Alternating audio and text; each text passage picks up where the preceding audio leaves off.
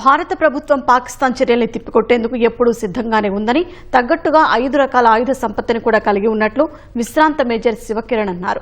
పాకిస్తాన్తో జాగ్రత్తగా ఉండాల్సిన అవసరం ఉందన్న ఆయన, భారత్ తన ప్రజల్ని కాపాడేందుకు పంజా విసురుతోందన్నారు. భారత్ యుద్ధాన్ని ఎప్పుడూ కోరుకోదంటున్న విశ్రాంత మేజర్ శివకిరణ్తో మా ప్రతినిధి శివరామకృష్ణ ముఖాముఖి. ఆపరేషన్ సింధూర్ కొనసాగుతున్న వేళ దయాది దేశాల మధ్య ఉద్రిక్త పరిస్థితులు నెలకొన్నాయి. అయితే నిన్న నుంచి పాకిస్తాన్ ఎటువంటి కవ్వింపు చర్యలకు దిగుతోంది, దానికి భారత్ ఎలా తిప్పికొడుతుందనే విషయాన్ని మనతో మాట్లాడేందుకు మాజీ మేజర్ శివకిరణ్ గారు ఉన్నారు. సార్తో మాట్లాడదాం. సార్, జై Hind sir. Good morning. Sir, నిన్నటి నుంచి అంటే మొన్న నుంచి చూస్తున్నాము, నిన్న పాకిస్తాన్ కవ్వింపు చర్యలకు దిగినట్టుగా కూడా మనము వార్తలు చూస్తున్నాం. సార్, అసలు పాకిస్తాన్ని ఎలా తిప్పికొడుతుంది భారత్? పాకిస్తాన్ ఎటువంటి కవ్వింపు చర్యలకు దిగుతుంది సార్? ఇప్పుడు మనం మాట్లాడుకున్న కొన్ని మీడియా రిపోర్ట్స్తో ఇన్ఫర్మేషన్ ఏంటండి, ఆర్మీ ఛానల్స్ ఏవైతే ఉన్నాయో ఇంతవరకు క్లియర్ కట్గా ఏమీ మనకి ఇన్ఫర్మేషన్ ఇవ్వలేదు. నిన్న సాయంత్రం కూడా ఏడీజీ అయితే additional director general public information ఉందో, plus ministry of defence X site ఉందో కొంచెం ఇన్ఫర్మేషన్ చేయడం జరిగింది. వాళ్ళు అన్న ప్రకారంగా మెయిన్లీ ఏంటంటే, బార్డర్ ఏరియాస్లో ఉన్న ఏవైతే మన ఎయిర్ స్టేషన్స్ ఉన్నాయో, ఇప్పుడు పఠాన్కోట్ నుంచి మనం ముందుకెళ్తే జమ్మూ, సాంబా, కటువా ఏరియాస్, ఉధంపూరు, అట్నీ శ్రీనగర్ వరకు నార్త్ సైడ్, మళ్ళీ అటే సదర్న్ సైడ్ వస్తే మన గుజరాత్ సైడ్, బికానేర్ అటు సైడ్, అమృత్సర్, బికానేర్ అటు సైడ్. అయితే ఈ ఏరియాస్ని టార్గెట్ చేయడం కనపడుతుంది. క్లియర్గా జమ్మూ ఎయిర్పోర్ట్ని టార్గెట్ లాగా కనపడుతుంది. నిన్న రాత్రిలో కూడా ఇవి డ్రోన్స్ వచ్చినట్టు, మిసైల్స్ కొన్ని లాంచ్ అయినట్టు రిపోర్ట్స్ వస్తున్నాయి. ఎయిర్ క్రాఫ్ట్స్ కూడా వచ్చినట్టు చెప్తున్నారు, కొన్ని కూల్ చేసినట్టు కూడా రిపోర్ట్స్ వస్తున్నాయి. దాన్ని ఇంకా కరెక్ట్గా కన్ఫర్మ్గా ధృవీకరించలేదు. అయితే ఇక్కడ చెప్పవలసిన చూసిన విషయం ఏంటంటే, జమ్మూ నుంచి బార్డర్ ఏరియా అవుతుందో అది దగ్గర 30 కిలోమీటర్లే. అయితే ఎంటైర్ స్ట్రెచ్ ఇప్పుడు పఠాన్కోట్, జమ్మూ, ఉధంపూర్, అటు శ్రీనగర్ స్ట్రెచ్ అవుతుందో, పఠాన్కోట్ నుంచి ఉధంపూర్ వరకు 175 కిలోమీటర్లు. ఆ స్ట్రెచ్ని మనం చికెన్ నెక్ లాగా అంటాం. అది బార్డర్ దగ్గర క్లోజ్ ఉంది కాబట్టి, జమ్మూ ఎయిర్పోర్ట్ దాంట్లోనే ఇంక్లూడ్ ఉంది కాబట్టి, అది గిన దానికి కొంచెం ఆటంకం వచ్చి ప్రాబ్లం అయితే జమ్మూ కాశ్మీర్ కట్ ఆఫ్ అవుతుంది అనమాట మన మెయిన్ ల్యాండ్ నుంచి. పాకిస్తాన్ ప్రయత్నాలు ఎప్పుడు కూడా ఆ విధంగా ఉంటాయి, ఆ ఏరియాని కంట్రోల్ చేయాలని. అయితే మనం ఆల్టర్నేటివ్ రూట్స్ కూడా రెడీ ఉంటాం. కానీ నిన్న రిపోర్ట్స్ ప్రకారంగా వాళ్ళు ఏవి కూడా డ్రోన్స్ కానివ్వండి, మిసైల్స్ కానివ్వండి, ఏవి కూడా మనకు ఏమి డ్యామేజ్ చేయలేదు, నో క్యాజువాలిటీస్ అని చెప్పినారు.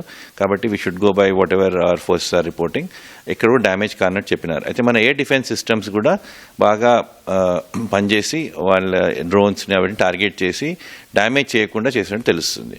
కానీ మన జాగ్రత్తలు మనం తీసుకున్నాము. బ్లాక్ అవుట్స్ అని కొన్ని జాగ్రత్తల్లో వేయడం జరిగింది. ఆల్ ద ఏమంటారు బార్డర్ ఏరియాస్లో ఉన్న అమృత్సర్ నుంచి పఠాన్కోట్, ఉధంపూర్ అయితే ఎయిర్ స్టేషన్స్ ఉన్నాయో, ఎయిర్పోర్ట్స్ ఉన్నాయో అవన్నిటినీ క్లోజ్ చేయడం జరిగింది. అక్కడ ఫ్లైట్స్ నడవడం లేదు. ప్రికాషనరీ మెజర్ లాగా తీసుకోవడం జరిగింది. అంటే మన భారత ప్రభుత్వం ప్రకటించింది సార్, మొన్న చేసినటువంటి ఆపరేషన్ సింధూర్లో దాదాపు 100 మంది ఉగ్రవాదులు హతమయ్యారని చెప్పారు.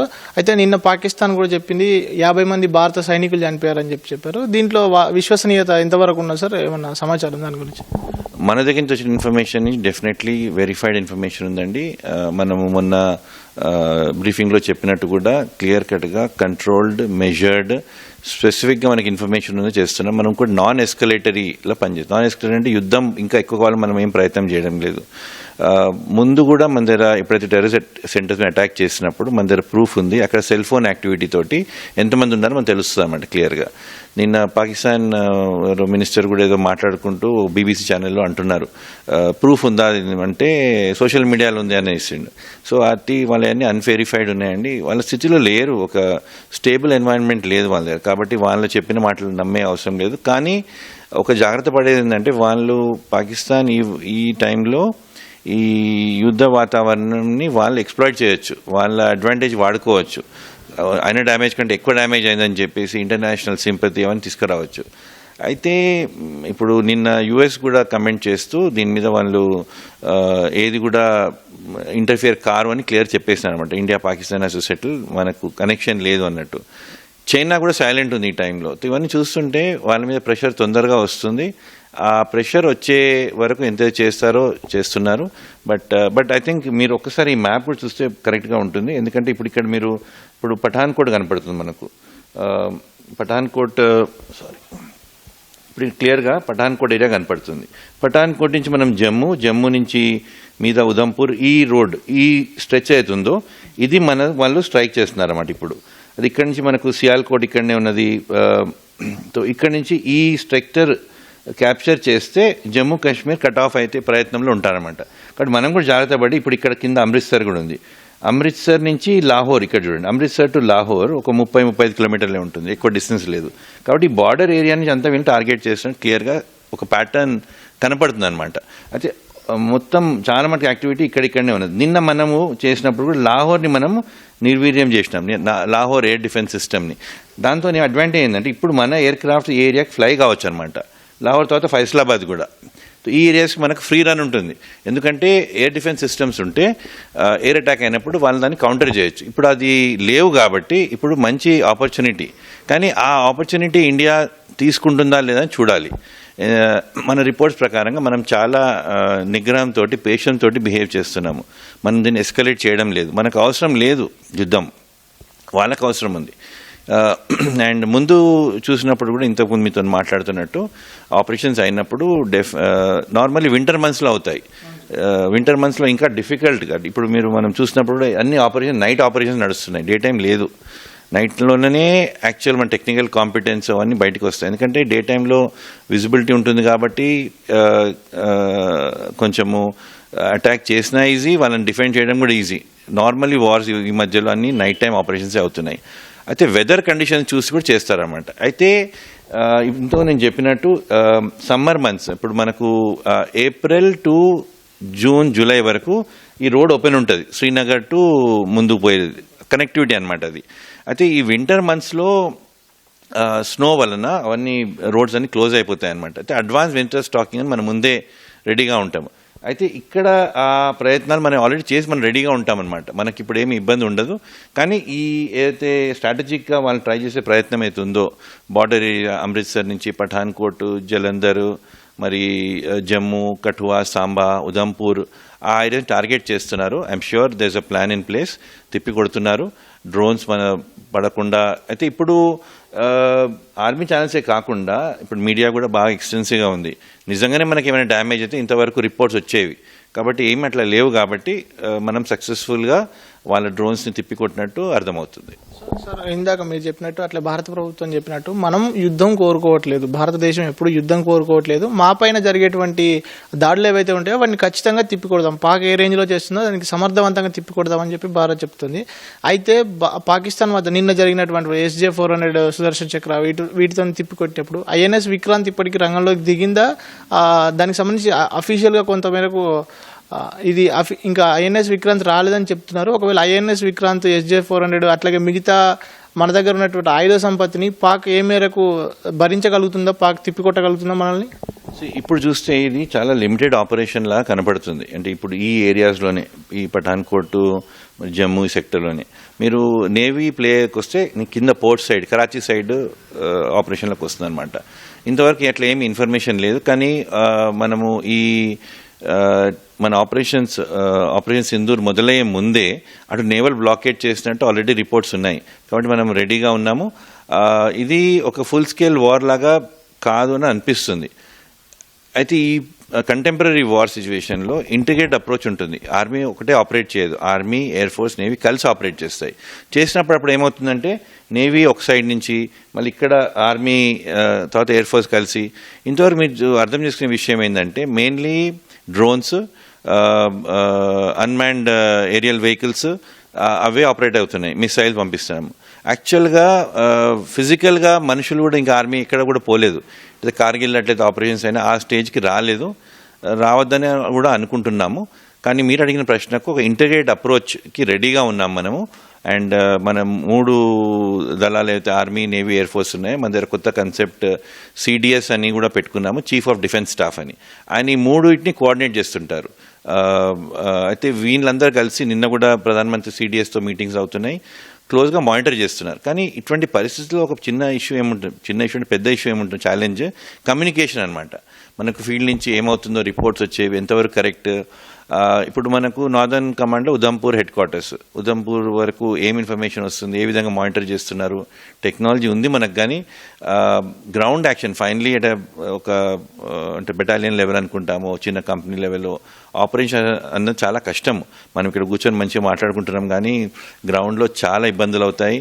ఇప్పుడు మన ఫ్యామిలీస్లో ఎవరైనా ఇన్వాల్వ్ లేము. అక్కడ ఇమాజిన్ చేయండి, అక్కడ ఉన్న ఫ్యామిలీ మెంబర్స్ ఎవరైతే ఈ యుద్ధంలో పార్టిసిపేట్ చేస్తున్నారో వాళ్ళ పరిస్థితులు ఎట్లుంటాయి ఇక్కడ. కాబట్టి చాలా కష్టమైన సిచ్యువేషన్ ఇది. ఐఎమ్ హ్యాపీ ఇప్పుడు ఈనాడు టీవీలో మీరంతా వేరే ప్రోగ్రామ్స్ అన్ని క్యాన్సిల్ చేసి దీని మీదే ఫోకస్ చేస్తున్నారు.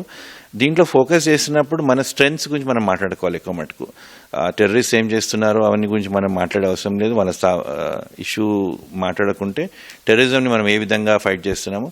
తెలంగాణలో నిన్న ఈవినింగ్ కూడా ముఖ్యమంత్రి ఒక ర్యాలీ చేయడం జరిగింది. సంఘీభావం తెలుపుతున్నాము. సో మన దగ్గర కామ్గా ఉండి ఏమేమి మనం చేయగలుగుతామో చేస్తుండాలి. ఇష్టం వచ్చినట్టు రూమర్స్ వేరే రిపోర్ట్స్ స్ప్రెడ్ కాకుండా అథెంటిక్ రిపోర్ట్స్ వచ్చేవి తీసుకొని దాని గురించి మాట్లాడితే బెటర్ ఉంటుంది. అండ్ ఎందుకంటే గ్రౌండ్లో అయ్యేది వేరే ఉంటుంది, కొన్ని స్ట్రాటజీస్ ఉంటాయి.